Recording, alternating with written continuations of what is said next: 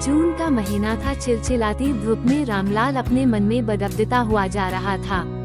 धूप इतनी तेज थी कि जमीन भी आग सी तप रही थी। रामलाल के पैर में चंपल भी नहीं थी। वो नंगे पैर लंबे लंबे पगों से आगे बढ़ता जा रहा था। उसको अपनी नहीं बल्कि अपने खेतों की बहुत ज्यादा फिक्र थी।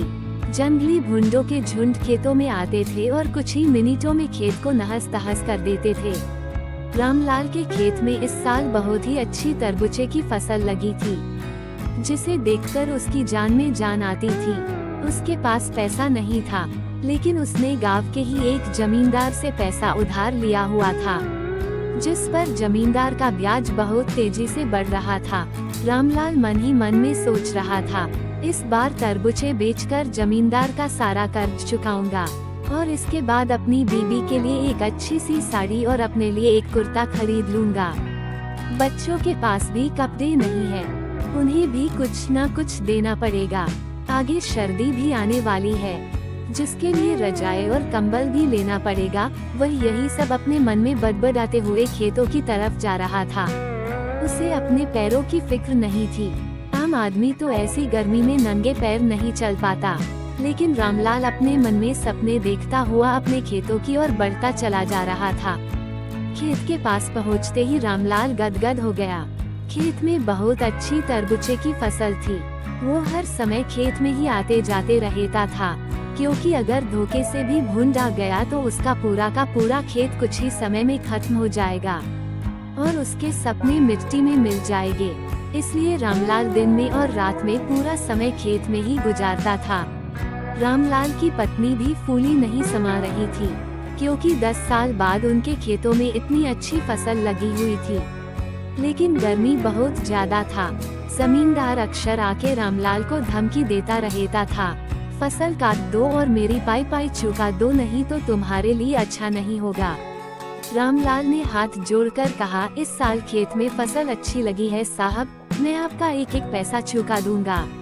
तरबूजे की फसल लगभग तैयार थी। जितनी खुशी आज रामलाल को हो रही थी, इनका अंदाजा लगाना आज मुश्किल था। वो मन ही मन में खुशी से झूम रहा था, लेकिन उसको पता था कि अगर जरा सी भी हमसे चूक हुई तो मेरा सब कुछ नष्ट हो जाएगा।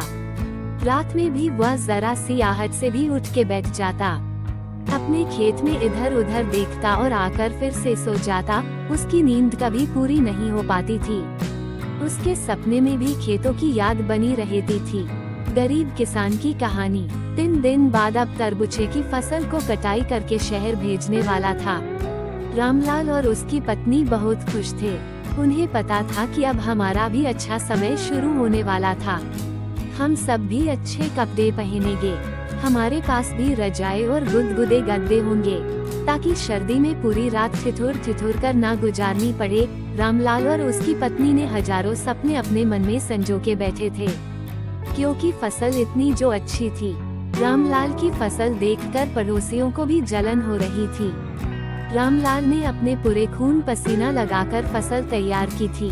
4 बीघे की फसल गांव में किसी ने पहली बार की थी, और इतनी अच्छी फसल शायद आसपास के गांव में कई साल बाद रामलाल ने की थी।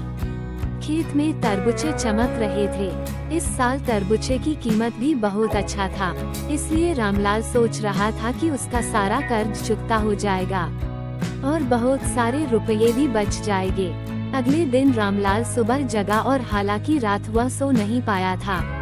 रात भर जानवरों को भगता रहा, मगर सुबह जब उसने अपनी फसल को देखा तो एकदम से उसकी खुशी से उनका चेहरा एकदम लाल हो गया। उसकी पत्नी खाने का लेके खेत में आई और रामलाल को खाना खिलाया, और उसके बाद रामलाल आराम करने लगा। रामलाल की पत्नी खाना देकर चली गई। रामलाल खेत में एक छोटी सी लकड़ी की झोपड़ी बनाकर रहता था। उस झोपड़ी में आराम करने लगा। दोपहर का 12 बज चुका था।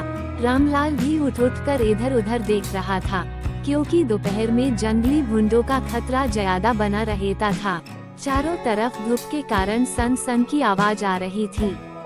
चारों ओर सन्नाटा छाया हुआ था। रामलाल के खेत से गांव की दूरी लगभग 1 किलोमीटर थी। रामलाल ने इधर उधर देखा, कोई जानवर दूर दूर तक नहीं था। यह सोचकर वह आराम करने लगा। इतने में ही उसे कब नींद आ गई उसे पता ही नहीं चला। रामलाल को नींद आते ही एक भूंड का बड़ा झुंड आया और उसके खेत में टूट पड़ा। रामलाल इतना थका हुआ था कि वो बहुत ही गहरी नींद में सो गया। उसे कुछ पता ही नहीं चला और भूंड ने उनके खेत को कुछ ही मिनटों में पूरी तरह से तहस नहस कर दिया। सारे तरबूजे और पौधे पूरी तरह नष्ट कर दिया। रामलाल नींद में सपने देख रहा था। भूंडों ने पूरा का पूरा खेत साफ कर दिया था। गरीब किसान की कहानी। दोपहर को 3 बजे के आसपास जब रामलाल की पत्नी खेत में आई तब खेत में उस समय सिर्फ 2 ही भूंड घूम रहे थे। बाकी खेत पूरी तरह से साफ हो गया था।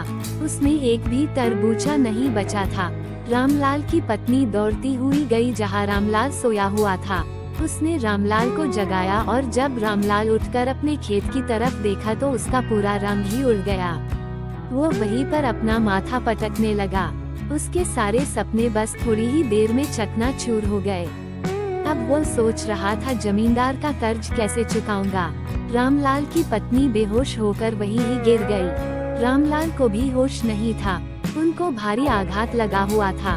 वो बहुत बड़ा आदमी बनने का सपना नहीं देख रहा था। वो सिर्फ अपना घर सुधारने के बारे में सोच रहा था, लेकिन अब उसके सारे सपने पूरी तरह से टूट गए थे। रामलाल और उसकी पत्नी की आंखें खेत को देखकर पथरा सी हो गई थी। खेत में चर रहे 2 भूंड भी अब जा रहे थे। शायद उनका भी पेट भर गया था। खेत में ऐसा कुछ भी नहीं बचा था कि उसे जानवर भी खा सके। रामलाल ने आसमान की तरफ देखा और फिर वहीं गिरकर बेहोश हो गया। समाप्त।